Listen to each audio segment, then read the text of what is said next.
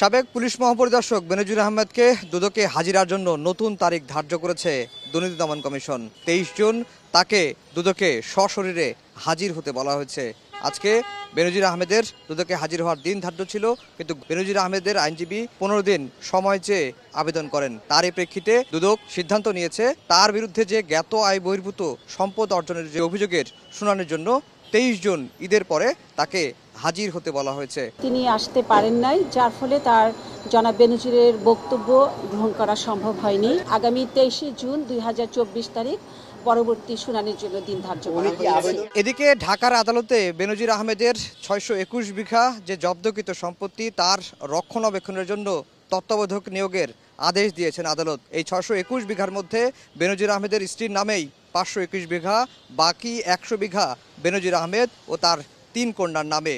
শুধুমাত্র গুলশানের 4টি ফ্ল্যাটের রক্ষণাবেক্ষণের জন্য তত্ত্বাবধায়ক নিয়োগের ব্যাপারে কোনো আদেশ দেওয়া হয়নি। বিষয়টি নিশ্চিত করেছেন দুদকের আইনজীবী। ওনার গুলশানের যে 4টা ফ্ল্যাট আছে, এটার বর্তমান ডিটেলস অবস্থান জানার জন্য বলছে। এই কারণে এই অংশটুকু বাদ দিয়ে বাকি যত সম্পত্তি, স্থাবর সম্পত্তি ক্রয় করা হয়েছিল সমস্ত সম্পত্তির উপরে রিসিভার নিয়োগ করছে। 23 জুন বেনজির আহমেদ যদি দুদকে হাজির না হন, তাহলে ধরে নেওয়া হবে তার বিরুদ্ধে যে অভিযোগ, সেই অভিযোগের বিষয়ে বেনজির আহমেদের কোনো বক্তব্য নেই। 9 জুন বেনজির আহমেদের স্ত্রী ও কন্যার দুদকে হাজির হওয়ার দিন ধার্য রয়েছে।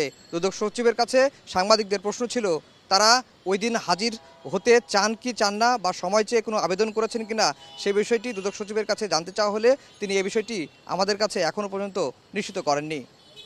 আফজার হোসেন, সময় সংবাদ, ঢাকা।